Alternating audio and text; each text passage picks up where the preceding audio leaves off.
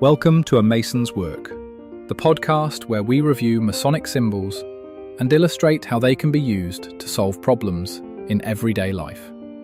With your host, Brian Mattox, a proud member of the Craftsman Online Media Network. So yesterday we talked about that Father's Day trip that went sideways, the fishing that, didn't happen, and it wasn't really about fishing anyway.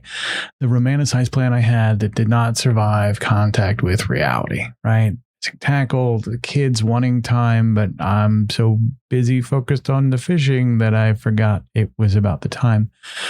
And so when we understand this a little bit, and we understand that the goal isn't necessarily that object orientation or that hyper focus that we get around a specific thing, we're really beginning the process of doing some meaningful work, trying to stay sort of aware of this and keep the anger that may be coming as part of that focus from essentially bleeding out onto everyone around you.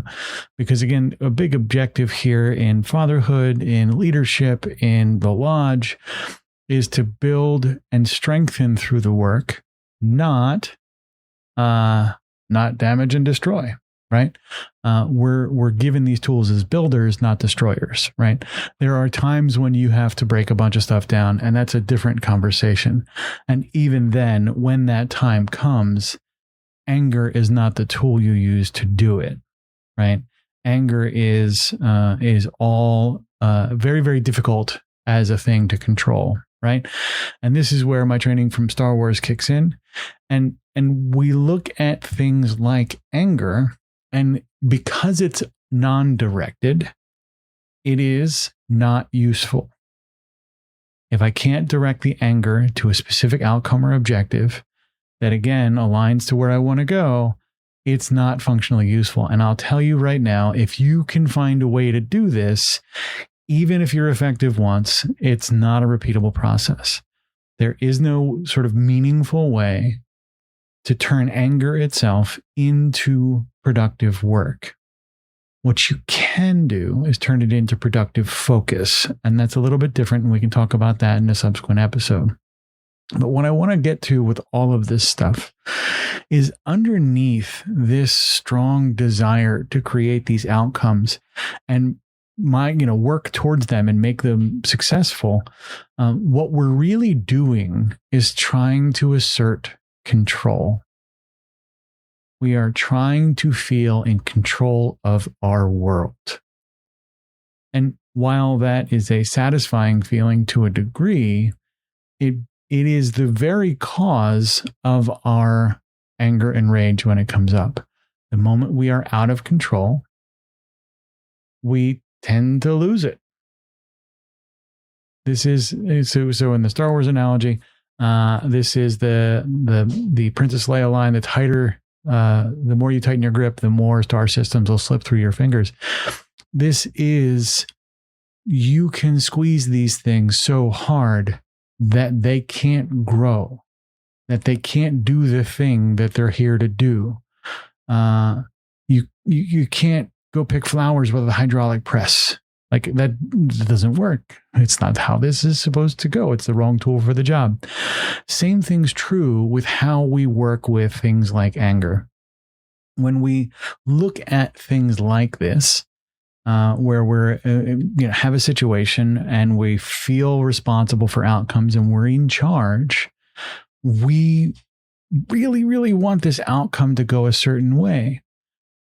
But when we put on our Worshipful Master's hat for a second and we realize that the mission here to create outcomes is not to do the work ourselves, and it's to create space for the work to be done, and that work is going to be done by other people, we have to take a much, much lighter grip here, a much looser grip. You retain control by creating boundaries. Right? Boundary setting, it sounds crazy, is a big part of understanding how people will interact and work so you can grow.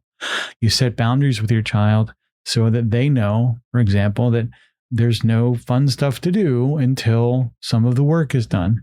You set these boundaries with the folks in your lodge.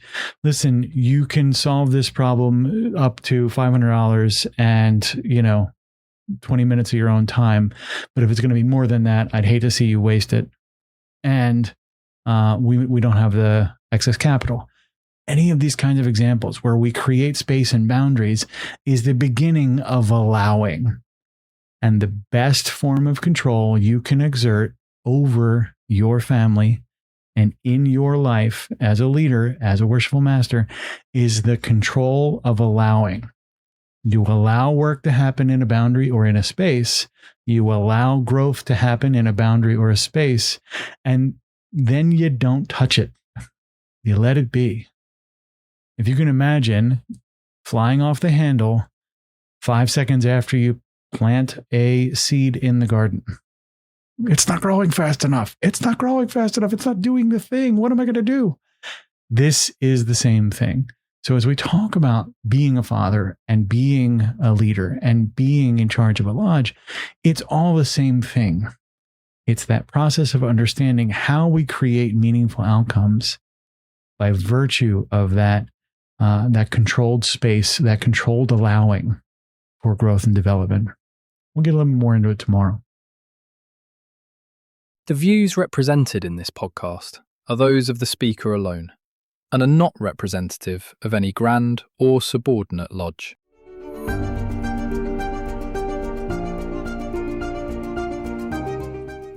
Hi, Brian here. I wanted to thank you so much for listening to this episode. If you have any suggestions or guidance for further episodes you'd like to see or hear, whatever the case may be, please don't hesitate to reach out to me at amasonswork.com, and we will try and incorporate your suggestions into a future recording. Thanks.